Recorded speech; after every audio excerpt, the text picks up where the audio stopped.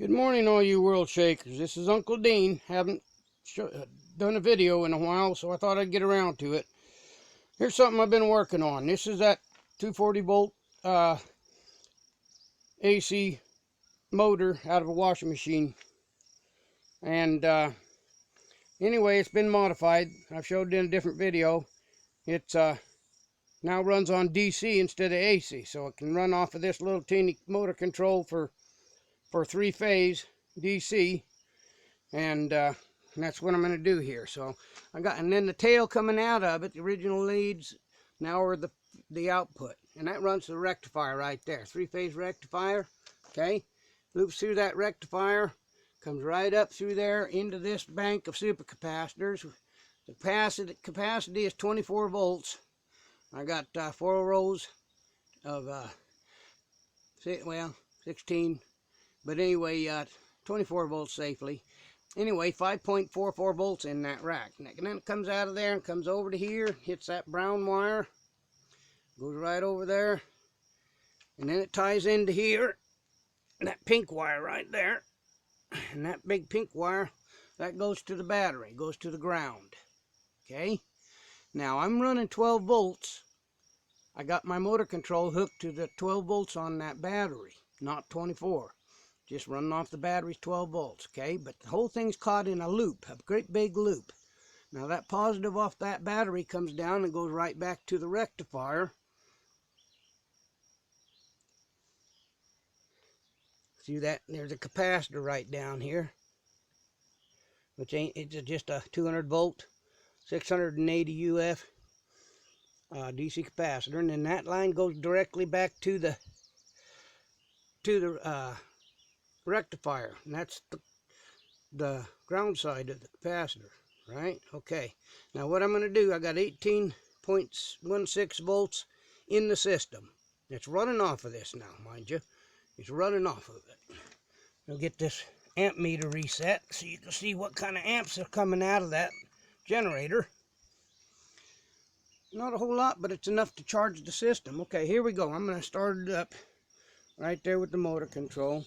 Got to give the motor a little bit of a push. There we go. I'm going to get it all the way up. All right, here we go. We're looking at 0.41 amp. There's our voltage. Now mind you, that's the capacitors and the battery being charged. That's the whole bunch. Okay, here's what's in our capacitors.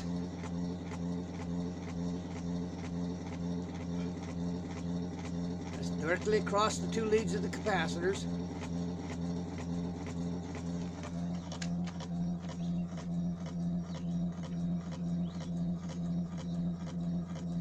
That's across the rectifier. That's the voltage of the whole system there. And we're still holding at our 0.41 amp.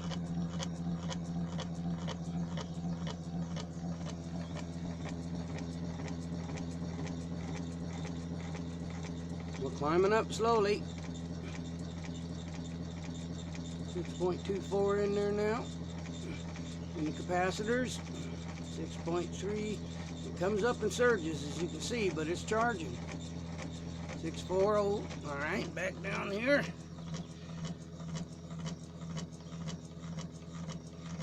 1865, 66, 70. As you can see, this system is a looped system. It's enclosed, and it is slowly building up charge. And as it goes up, voltage-wise, so do my amps.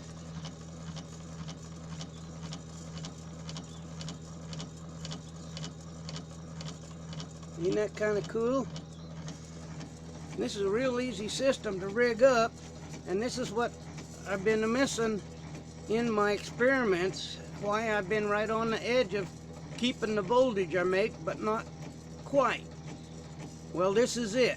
This is the way you sustain and keep the power you make, is through a capacitor, supercapacitor bank, because them capacitors, they suck that juice up just as quick as you make it.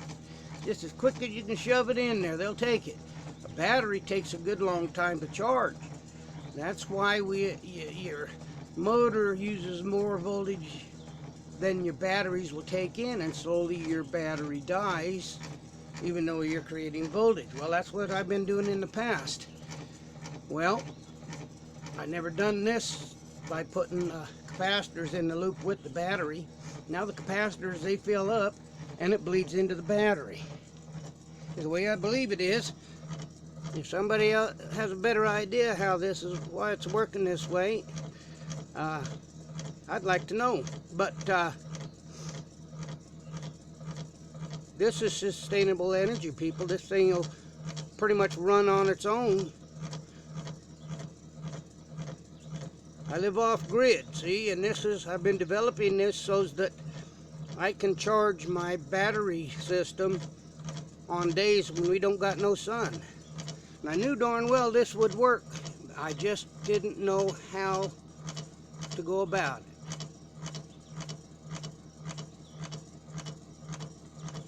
But as you can see, she's working, and she's working grandly. It's a slow RPM charge system. Oh, there goes my capacitor. That's the second one I blowed. That 200 volt capacitor right there, that guy just blew its bottom out. Look at that. Yeah. So I think we're going to have to go with some bigger dogs. But we're on the right track. As you can see, now that's on the far side of that capacitor. Can you see this? That capacitor is now diddled.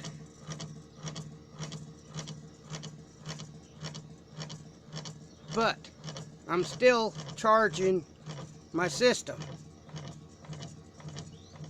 Now there's a brain scratcher for you. I think maybe he don't want the capacitor in there. It might be that we just need to go directly and get rid of that little buffer.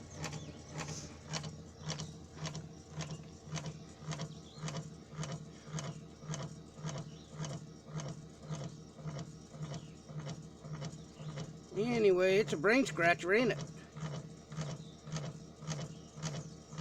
Now all I've got to do is fine tune it, clean up all of the wire connections, and put it all in a nice pretty little uniform box so that everybody can see where everything goes. I know it looks like guts hanging on a fence the way I got it, but I know where it all goes. You know, with that capacitor, the only thing I lost was like just 1/10 of an amp, if that's correct.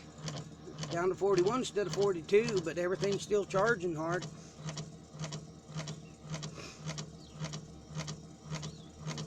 Volts. It'll sustain it too. Once it's done, once I shut that machine off, them bolts stay pretty close, pretty much right where they're at.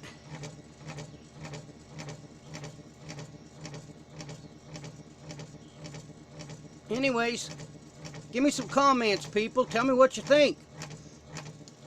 This is Uncle Dean, living off the grid and loving it in the Bitterroot Wilderness of Idaho. I'd say this is a successful experiment. And I have myself a self-powered power plant.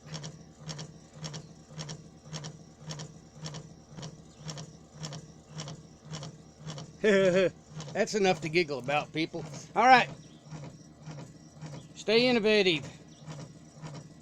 Stay on the edge. Learn something they don't want you to know. Bye.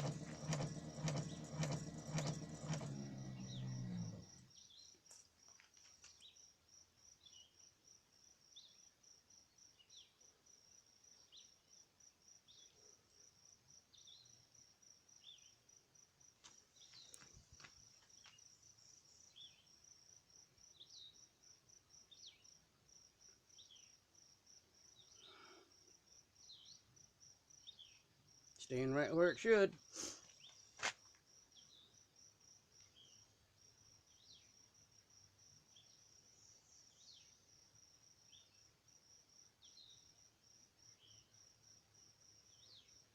Slowly Pulling voltage out of them capacitors.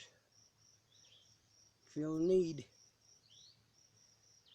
Alright, later.